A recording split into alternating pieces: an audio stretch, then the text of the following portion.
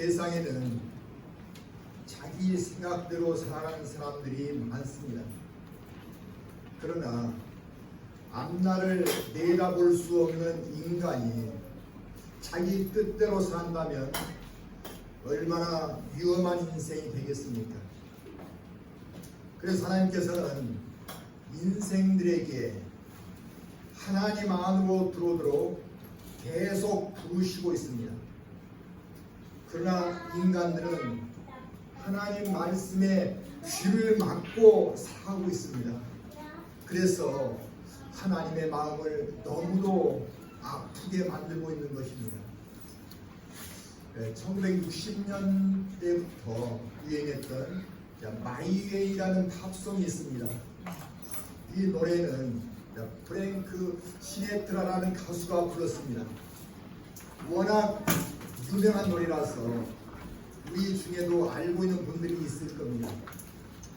그 노래 가사의 그 요지를 살펴보면 나는 내가 확신하는 삶을 살아왔어. 나는 참으로 풍족한 삶을 살아왔고 세상의 모든 길을 걸어왔지.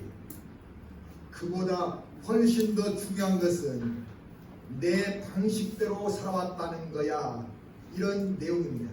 내 방식대로. 그 바로 마이웨이죠. 인생길을 자신이 생각하는 방식대로 살아왔다는 내용 아닙니까? 과연 나의 방식대로 살아왔을 때 우리는 행복자가 될 수 있을까요? 이 노래를 불렀던 시네트라는 많은 명성과 인기를 누리긴 했습니다. 그러나 자신이 부른 가사처럼 마이웨이적 삶을 살면서 많은 스캔들이 있었고 마약을 했고 마피아와 연루되었고 이혼을 4번이나 했고 자녀들과는 유산 문제로 싸워야 했습니다. 그가 병상에서 죽음을 앞두고 있을 때 기자와의 인터뷰에서 이렇게 말했습니다. 나는 패배자입니다. 나는 모든 것을 잃어버린 자가 되고 있습니다. 이렇게 고백을 했습니다. 마이웨이를 달렸는데 왜 패배자라고 말했을까요? 알 수 없는 길을 자기 생각대로 달렸기 때문입니다. 인생은 단순한 것 같아도 그 안에는 예상하지 못한 변화들이 수없이 많습니다. 우리가 하나님과 함께하지 않은 삶은 그 변화 속에서 결국은 무너질 수밖에 없습니다. 열심히 간 것 같아도 엉뚱한 방향으로 가기 때문인 거예요. 오늘 본문은 바벨론으로 끌려가 포로의 삶을 살고 있는 희망이 사라진 이스라엘 백성들에게 주신 하나님의 약속입니다. 약속은 당장은 아니지만 때가 되면 이루어지는 것을 말합니다. 이스라엘 백성은 현재 왜 이렇게 비참한 포로의 삶을 살게 되었을까요? 하나님께서는 이스라엘을 하나님의 백성으로 세워 놓았지만은 그들은 하나님을 떠나고 말았습니다. 자기들의 소견대로 하나님을 떠나고 우상을 섬기며 타락한 생활과 이기적인 탐욕의 삶을 살아갔던 것입니다. 하나님께서는 선지자들을 보내시고 수없이 이스라엘이 회개하고 하나님 안으로 돌아오라고 부르셨지만은 이스라엘은 하나님 말씀에 귀를 막아버렸던 거예요. 에레미야 6장 10절에서는 이스라엘이 하나님의 말씀을 자신들을 욕한 것으로 여기며 받아들이지 않았다고 말하고 있습니다. 이런 정도로 하나님의 말씀을 강하게 거부했던 겁니다. 하나님 말씀 들어서 잘된 게 있겠어? 하나님 말씀이 우리를 먹여 살리겠어? 이렇게 하면서 거부해버린 거예요. 그러자 그들은 하나님 보호하심을 잃어버렸던 거예요. 하나님의 보호하심 아래 있지 못한 그들은 어떻게 됐어요? 결국은 바벨론의 포로가 되어 그 나라에 끌려가서 살아가는 신세가 되고 말았습니다. 하나님 백성의 역할을 하지 못하자 하나님께서는 백성에게 주신 약속의 땅을 이방인이 빼앗아도 이를 허용해 버리신 겁니다. 그러나 이스라엘을 버린 것이 아니라 잘못을 깨닫고 하나님 안으로 다시 들어오게 하시기 위함이셨습니다. 하나님께서는 우리가 하나님을 떠나 잘못된 길을 가고 있을 때에도 우리에 대한 사랑의 끈을 놓지 못하십니다. 그렇다고 바로 우리를 끄집어내어 주시지도 않습니다. 아파하시는 마음으로 우리의 모습을 안타깝게 바라보시고 계실 따름입니다. 우리가 잘못들을 깨닫고 다시 하나님 안으로 들어올 때 비로소 하나님은 우리를 품어주십니다. 마치 어미 닭이 병아리를 품에 품듯이 하나님의 보호하심 안에 있게 해주십니다. 하나님이 이끄시는 비전의 삶을 살려면 어떤 자세로 우리는 살아가는 것이 필요할까?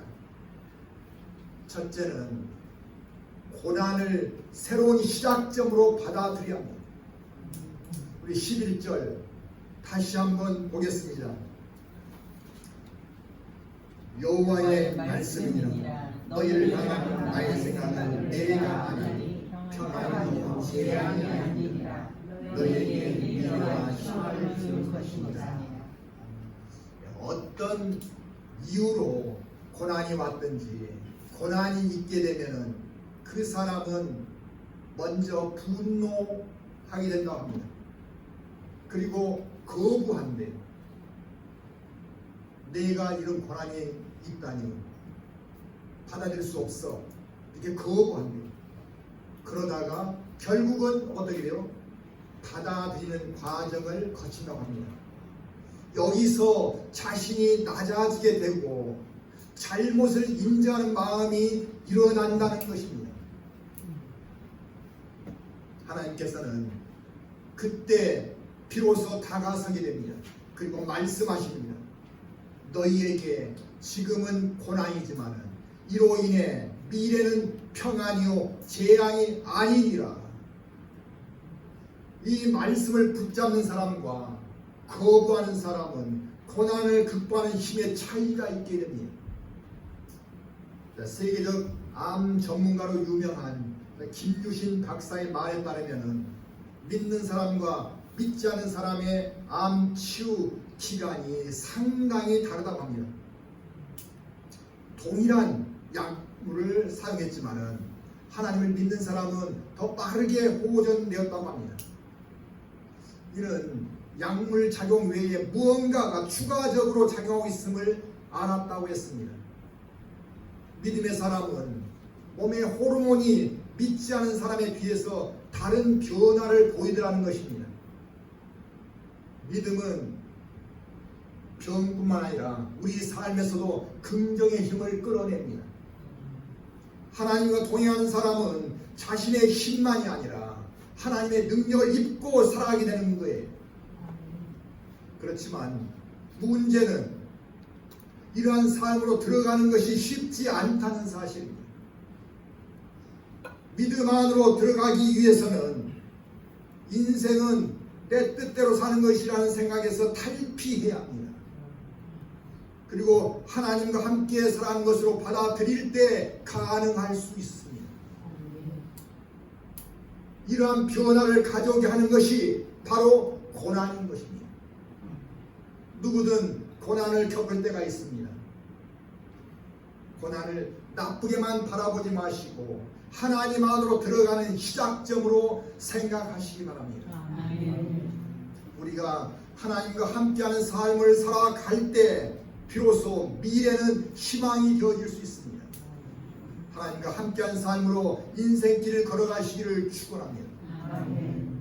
두 번째는 우리가 비전 있는 삶을 살려면 기도하는 생활이 필요합니다. 우리 12절 함께 보겠습니다. 12절. 너희가 내게 부르짖으며 내게 와서 기도하며 내가 너희들의 기도를 들을 것이요. 자, 우리는 하나님을 믿는 삶으로만 그쳐서는 안 됩니다. 하나님의 뜻 안에 살더라도 구하라고 말씀하십니다.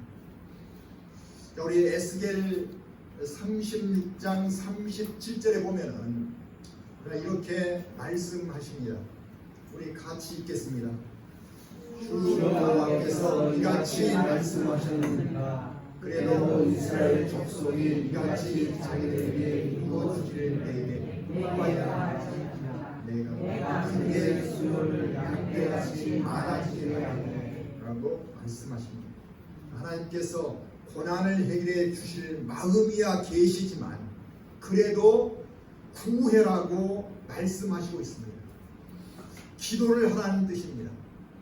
그렇지 않으면 고난을 벗어날 때 자기의 노력으로 했다고 하거나 우연히 그 일이 좋아진 일로 여기기 때문입니다.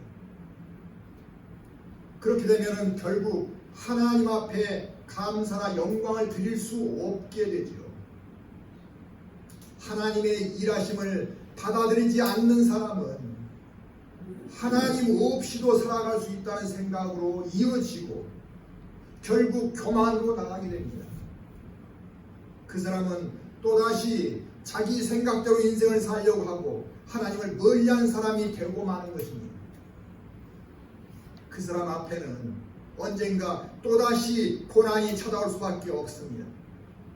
그래서 우리가 복된 삶을 살려면 하나님의 일하심을 생각하며 사는 것이 중요합니다. 하나님은 우리 삶 가운데서 일하시고 기적을 베푸십니다. 홍해를 가르는 것만 기적이 아닌 것입니다.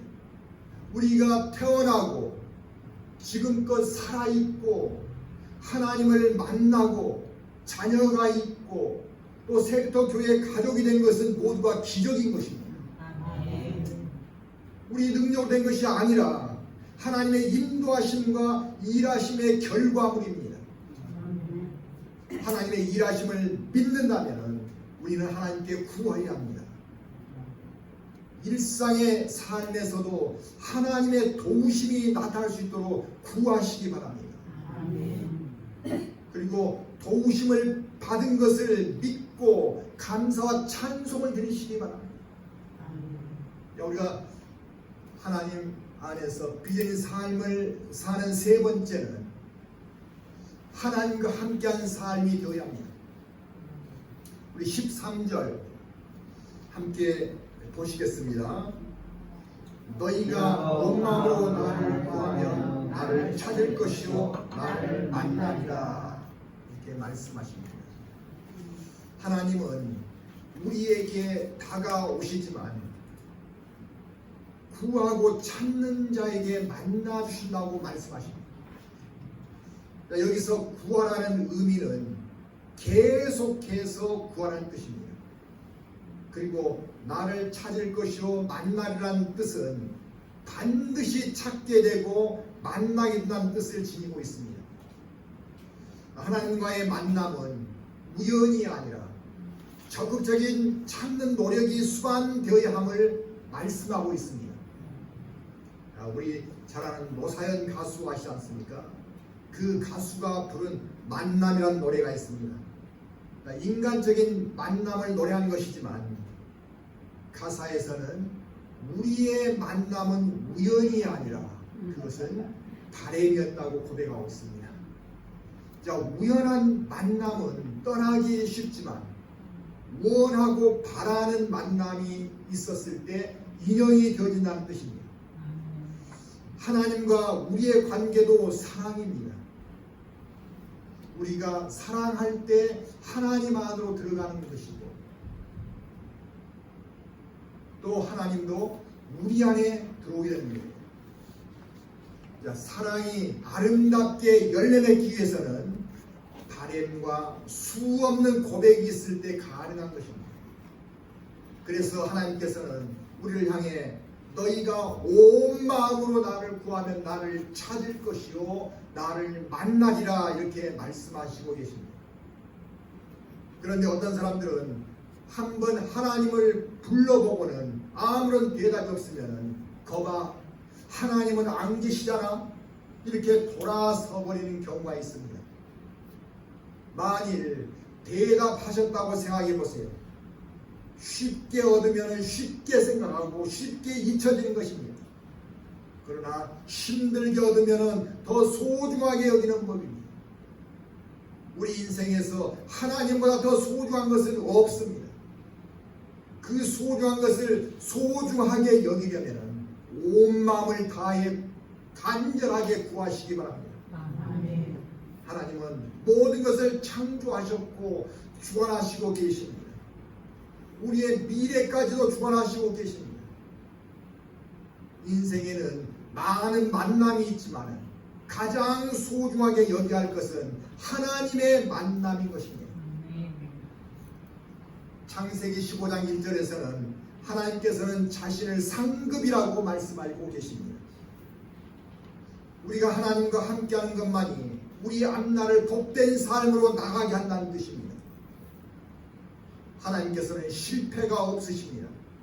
당연히 패배도 없으십니다. 우리가 하나님 뜻 안에 있는 삶을 값지게 여기할 이유인 거예요. 하나님의 뜻은 모두를 구원해서 하나님과 함께 천국에서 사는 것입니다. 그래서 하나님을 믿는 사람들이 다른 영혼들에게 구원의 복음을 전해 주기를 원하십니다. 이 일을 위해 하나님께서는 이스라엘을 하나님의 백성으로 삼으셨고 약속의 땅인 가나안을 주셨고 젖과 꿀이 흐르는 풍요를 안겨주셨습니다. 그러나 하나님의 은혜와 뜻을 무시하고 자신들을 위한 삶으로 나간 이스라엘은 모든 것을 잃어버렸던 것입니다. 그리고 고난을 겪어야 했습니다. 하나님의 축복에는 반드시 사명이 있다는 것을 우리는 잊어서는 안 됩니다. 그것을 일찍 깨닫는 자가 복된 자인 겁니다. 이스라엘은 하나님의 은혜를 잊고 산 대가로 70년, 즉 2대에 걸쳐 포로 생활을 했습니다. 할아버지가 잘못 사는 바람에 죄 없는 손주까지도 고난을 겪어야 했습니다. 우리 가문이 하나님을 잘 믿고 하나님 뜻 안에 살아갈 이유가 바로 이런 것이에요. 이 시대에 우리는 하나님의 자녀가 되었습니다. 하나님은 우리와 함께 하시며 크든 작든 복을 내려주시고 있습니다. 그리고 우리를 통해 영혼들을 구원하시기를 원하십니다. 베드로전서 2장 9절에서는 자, 우리 같이 읽겠습니다. 그러나 너희는 대하신 도처요 왕 같은 제사장들이요 거룩한 나라요 그의 선교받는 백성이니 이는 너희를 어두운 데서 불러내어 그의 귀한 빛에 들어가게 하시니 아름다운 것을 정서하게 하시니라. 너희는 너희를 부르신 이의 아름다운 덕을 선포하게 하려 하십니다. 이렇게 말씀하시고 있습니다. 우리를 자녀 삼아 주신 가장 큰 이유 중에 하나가 바로 아름다운 덕을 선포하게 하려 하신다고 말씀하고 있습니다. 그 사명을 우리가 방치하면 안 되는 것은 우리에게 주시는 축복이 점점 말라지고 결국 힘들어지는 삶으로 나갈 수 있기 때문입니다. 하나님 뜻을 우리가 잊어버린다면 우리에게 축복도 말라진다는 내용이에요. 오늘 하나님 뜻을 어떻게 생각합니까? 그냥 있으나만 하는 걸로 생각합니까? 그렇지 않습니다. 하나님 뜻은 반드시 이루십니다. 그러므로 하나님의 뜻 안에 사는 것은 우리 인생에겐 필수인 거예요. 그리고 그 삶으로 나갈 때 우리는 실패 대신 승리로 나가게 되고 실망 대신 비전 있는 삶이 되는 것입니다. 일본인 중에 다나 유네코라는 사모가 있습니다. 이분은 어릴 때부터 어머니와 단둘이 살면서 어머니를 너무 사랑했습니다. 그런데 고등학교 때 어머니가 갑자기 뇌출혈로 세상을 떠나고 말았습니다. 얼마나 충격을 받았겠어요. 이 충격을 받은 유네코는 세상을 살고 싶지 않았습니다. 그래서 달려오는 기차에 몸을 던져서 자살을 시도했던 겁니다. 그러나 죽지 않았습니다. 병원 침상에서 깨어나보니 무릎 아래 두 다리가 없어지고 왼쪽 팔이 잘려나갔고 오른손도 손가락 3개밖에 없었습니다. 이런 상황에서 산다는 것이 무슨 의미가 있겠습니까? 그녀가 다시 죽을 생각을 하면서 지내던 중에 환자들에게 복음을 전하러 온 아키롯이라고 하는 신학생을 만나게 되었습니다. 유네코를 불쌍히 여긴 그 학생은 매일 병상으로 찾아와서 기도를 해주고 복음을 전해주었고 유네코는 예수님을 영접하게 되었습니다. 그리고 세월이 흐르면서 둘 사이에 사랑의 감정이 생겨났고 결혼까지 하게 된 것입니다. 유네코는 딸 둘을 낳았고 목회자 사모가 되었습니다. 사모가 된 유네코는 전국 교회를 다니며 자신이 만난 하나님을 간증했습니다. 그리고 산다는 것이 황홀합니다 라는 책을 쓰게 되었습니다. 책에는 두 다리가 없고 남은 팔도 손가락에 3개 뿐이지만 하나님과 함께 할 수 있음이 기쁘다는 고백을 담고 있습니다. 양팔, 양다리를 가지고 살면서도 감사하지 못하고 불평 속에 사는 사람들이 얼마나 많습니까? 그런데 손가락 3개만 가지고도 감사하며 사는 것은 놀라운 일입니다. 세상에서는 유네코가 할 수 있는 일은 별로 없습니다. 하지만 하나님은 유네코를 귀하게 쓰셨던 겁니다. 사모는 책에서 모세의 지팡이는 하나님을 만나기 전에는 양을 치는 막대기였지만 하나님을 만나고서는 이스라엘을 이끄는 쥐공으로 바꾸어 주셨습니다. 저는 하나님을 만나기 전에는 비완론자였지만 하나님을 만나고서는 황홀한 인생으로 바꾸어 주셨습니다 하고 고백했습니다. 우리의 삶도 하나님을 만나기 전과 만난 후가 확연히 달라지게 됩니다. 하나님을 만나기 전에는 세상의 평가를 중요하게 여겼지만 만난 후에는 하나님의 일하심을 중요하게 여기게 됩니다. 하나님과 함께 할 때 우리는 새로운 비전의 인생이 되게 하십니다.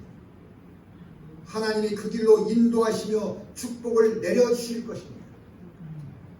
우리가 하나님께서 이끄시는 비전의 삶을 살려면 첫째는 고난을 새로운 시작점으로 보아야 합니다.